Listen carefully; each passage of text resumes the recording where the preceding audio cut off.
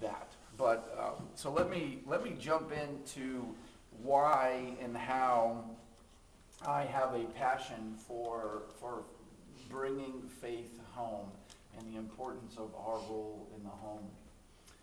I've been in full-time youth ministry for almost 20 years, and and about 3 years ago, I really made it a mission to be the best youth pastor I could be.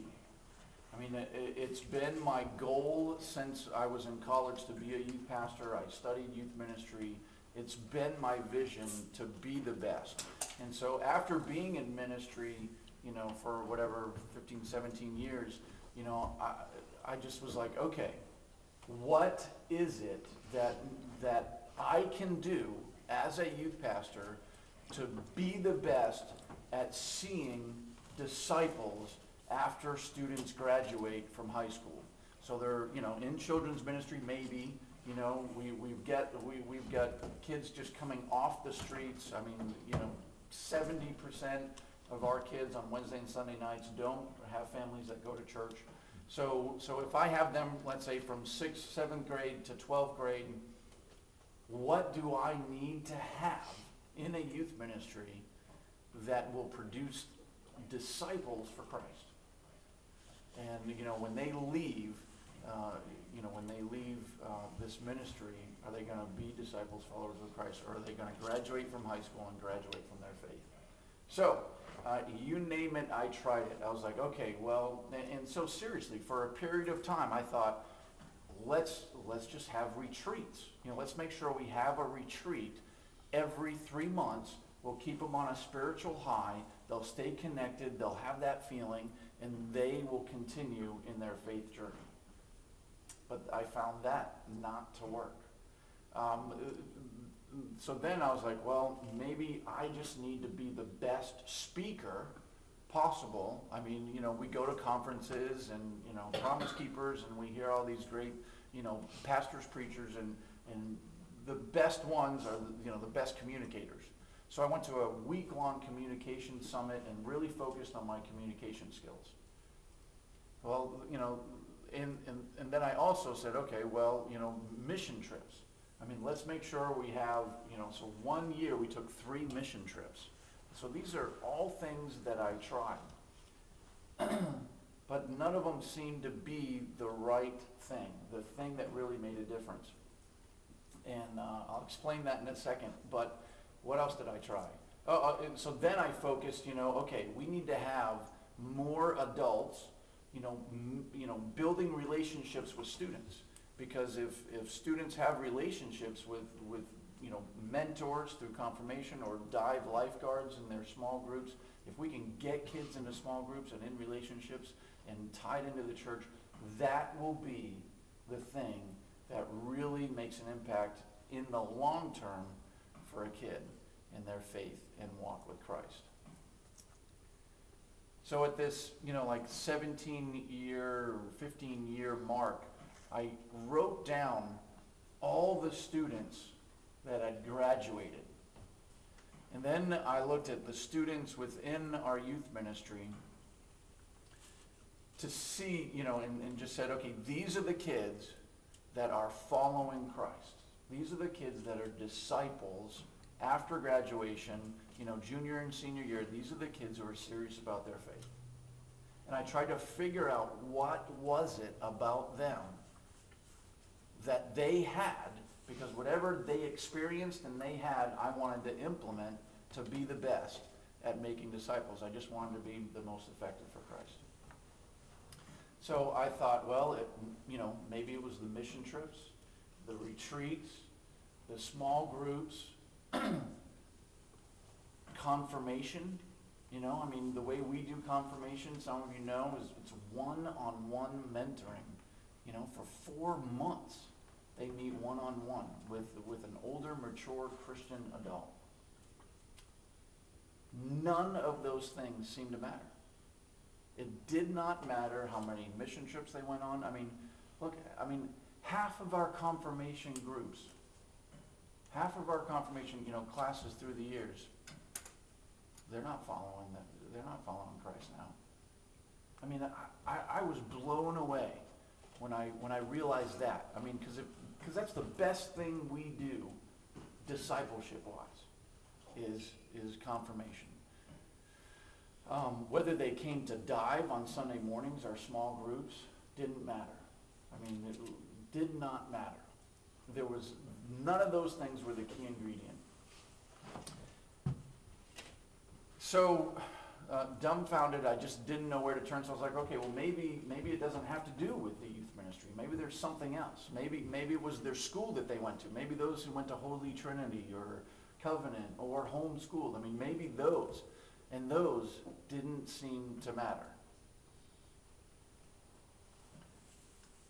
So then I was like, well, okay, it's not that. So maybe, well, okay, this is it. It's got to be parents who go to church. I mean, the parents whose families are in church definitely make a difference in their kids' life in terms of their long-term faith. And that wasn't it either. That was not the determining factor. So, because I looked at the list of kids, and I could see those who, I mean, most of the kids, I mean, let's say the kids that I was looking at, they might have had parents who go to church, but that wasn't the key ingredient. The thing that I found to be the number one determining factor was that they had parents who not just went to church, but lived their faith out in the home. And where it was visible and where they could see God at work. That was the number one thing. So here I am, 17 years of ministry, and I discover that basically, what I'm doing isn't necessarily the most effective thing that I need to be doing in terms of working with students and doing a nice program. But it's actually working with adults to help them bring faith home. So, long story, shorter is, okay, I discovered this, and so I realized, well, there must be some other people that have discovered this. There must be some stats, there must be some people doing seminars, and so, long story short, I've been on this track of reading books, going to seminars, because it is statistically proven, they've done the stats, 85%. There's an 85%, chance, if you want to say, that if we bring our faith home, if we live it out in the home, they will continue to live out their faith at home. If we as parents want to leave it up to me, want to leave it up to the youth pastor, wherever church you go to, there's a 25% chance that the church will do a good job in actually imparting faith and impressing faith onto your kids. And the reality is, and we as a church have to apologize to parents today for not emphasizing this enough. For some reason, with the culture that we live in and what we have, the church has actually followed the culture and the trends all the way from the Industrial Revolution. School got, what's the word? Let them teach our kids how to do school. We drop our kids off at soccer. We drop our kids off to play the violin or piano, and then we drop our kids off at Sunday school and youth group to learn about God. And you may not be there. You may realize all this, but you can definitely look and see it with people in the church that they depend upon. People think like that too, Jonathan. There's a guy, I'm not going to name names that I know, and you guys know me, I try to go to lunch with people, and blah, blah, blah. Well, I had lunch with this gentleman, and we were talking about his faith. And, he's like, well, I'm pretty faithful. I really make a point to get my kids to church on Sunday. I'm not always there because I'm playing golf and things, but I make a point to get my kids there. And then he almost caught himself in the conversation. And he said, I'm leaving it up to the church to point my kids towards Christ. And that, in his mind, was doing a good job. That was it. If you got him to school, if you got him to church on Sunday, even if he wasn't there, in his mind, he thought he was doing a good job. Now, I wasn't brave enough to say, you're not doing a good job, but. Okay, so then I discovered this verse, okay, and it's just been an amazing discovery, okay? God told us how to pass our faith on. And in Deuteronomy 6, it's a great chapter from beginning to end. It's how to pass on our faith. The Lord, hear, O Israel, the Lord our God, the Lord is one. Love the Lord your God with all your heart and with all your soul and with all your strength. These commandments I give you today are to be upon your hearts. Dads, these commands, your love for God, is to be upon your hearts. Impress them on your children.